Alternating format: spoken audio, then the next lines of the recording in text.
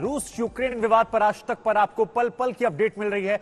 हर छोटी बड़ी जानकारी अपने दर्शकों से सबसे पहले हम साझा कर रहे हैं और इस बुलेटिन की शुरुआत करेंगे एक अहम खबर से, क्योंकि आज यूक्रेन पर रूस के लगातार हमले जारी हैं। हम आपको बता दें, सुबह से लगातार बमबारी का दौर जो है वो जारी है और सुबह से 7 बड़े हमले अब तक हो चले हैं। ये कहा जा रहा है कि कीव पर कब्जा करने की फिराक में इस वक्त रूस है। हालांकि यूक्रेन की तरफ से भी पलटवार बराबर हो रहा है, लेकिन क्रूज और बैलिस्टिक मिसाइलों से रूस ने हमला किया है और राजधानी कीव के पास 6 जोरदार धमाके हुए हैं। यह माना जा रहा है कि कीव को कब्जा करने की फिराक में रूस है। कीव की रिहायशी इमारतों पर भी मिसाइल से हमला हुआ है।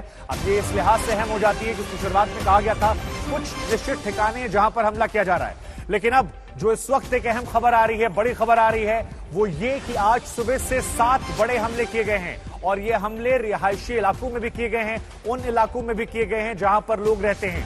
क्रूज और बैलिस्टिक मिसाइलों का इस्तेमाल किया गया है।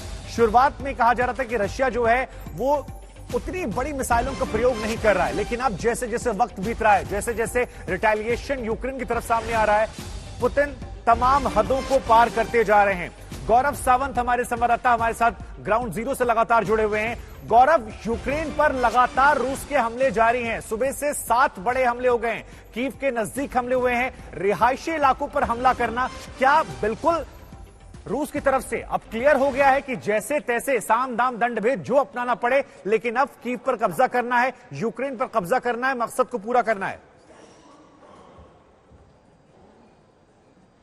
सत्ता परिवर्तन लक्ष्य है इस समय रूस के राष्ट्रपति व्लादिमीर पुतिन का और इसे पाने के लिए वो हर संभव प्रयास कर रहे हैं और 4 तरफ से राजधानी कीव पर हमला हो रहा है और हर तरफ से यूक्रेन देश पर कब्जा हो रहा है, क्योंकि 2 लक्ष्य हैं, एक सत्ता परिवर्तन और दूसरा है डीमिलिटराइजेशन ऑफ यूक्रेन, यानी यूक्रेन की सेना, नौसेना, वायुसेना को पूरी तरह से खत्म कर देना। और एक सिस्टमैटिक प्लान के तहत जो हमले हो रहे हैं वो एयर बेसिस पर हो रहे हैं, उनके एयर डिफेंस सिस्टम्स पर हो रहे हैं, उनके मिसाइल बेसिस पर हो रहे हैं और उनकी जो छोटी नौसेना है उस पर समुद्र के रास्ते से हमला हो रहा है।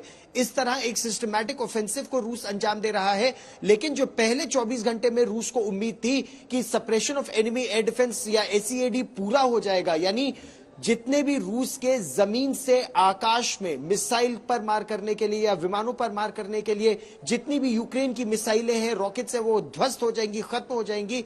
ऐसा नहीं हुआ, जैसा इन तस्वीरों में भी हमारे दर्शक देख रहे हैं कि एक इनकमिंग मिसाइल, एक रूस से मिसाइल जो कीव पर हमला कर रही है उसको कीव के आकाश के ही ऊपर ध्वस्त कर दिया गया यूक्रेन के एयर डिफेंस सिस्टम द्वारा।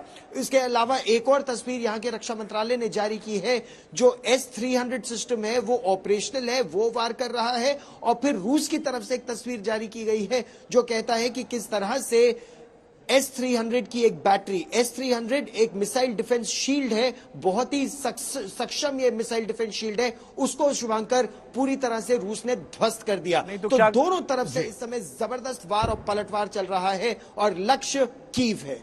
जी, तो गौरव, क्या यह माना जाए कि जो यूक्रेन के दावे हैं रूस को लेकर रिटेलिएशन के, अगर उन दावों में सच्चाई है तो क्या रूस ने कुछ ज्यादा ही कमतर आंक लिया था यूक्रेन को? क्योंकि जिस तरह से रिटेलिएट कर रहा है या जो यूक्रेन दावा कर रहा है वो भी अपने आप में रूस के लिए एक बड़ा सबक हो सकते हैं। अब देखना यह होगा कि जो यूक्रेन का दावा है कि 8 लड़ाकू विमान गिरा दिए गए हैं, जिनमें 2 Su-30s भी हैं, वो भी Su-27 ने Su-30 लड़ाकू विमानों को गिराया।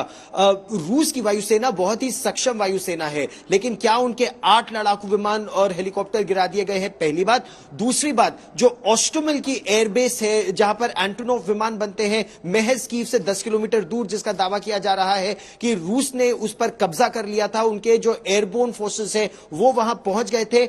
यूक्रेन ने देर रात दावा किया कि उन्होंने वहां पर काउंटर अटैक किया और रूस की पूरी सेना को, जितने भी स्पेशल फोर्सेस वहां पहुंचे थे, उनको मार गिराया। इसका यह मतलब होता है शुभांकर कि शुरू की स्पेशल फोर्सेस वहां पहुंच गई, लेकिन उसके बाद जो रीइंफोर्समेंट वहां पहुंचना था, संभवतः वो रीइंफोर्समेंट नहीं पहुंच पाया और इसीलिए ये सिपाही वहां मारे गए, जैसा यूक्रेन का दावा है। यह दिखाता है कि यूक्रेन में अभी भी शक्ति और क्षमता है पलटवार करने की, लेकिन प्रश्न यहां यह भी उठता है कि कितने समय तक उनके पास यह शक्ति और क्षमता रहेगी पलटवार करने की, जब नए हथियार नहीं आ पाएंगे। हालांकि $2.5 बिलियन के हथियार 2014 से आ चुके हैं और $500 मिलियन के हथियार तो पिछले कुछ महीनों में ही इस युद्ध के शुरू होने से बिल्कुल पहले अमेरिका ने दिए थे। तो उन सब के आने के बाद कुछ समय तो कीव रेजिस्ट कर सकता है या यूक्रेन की सेनाएं रेजिस्ट कर सकती हैं। वो नेटो के साथ बहुत जबरदस्त युद्धाभ्यास भी कर रही है पिछले कुछ वर्षों से, और राष्ट्रपति ज़ेलेंस्की ये औपचारिक तौर पर कह चुके हैं कि जो यूक्रेन की सेना 2022 में है वही सेना 2014 वाली नहीं है। ये सक्षम है, ये लड़ेंगे और लड़ते रहेंगे, और ऐसा अभी लग भी रहा है। शुभांकर, बिल्कुल गौरव, आप तमाम महत्वपूर्ण जानकारियां दे रहे हैं।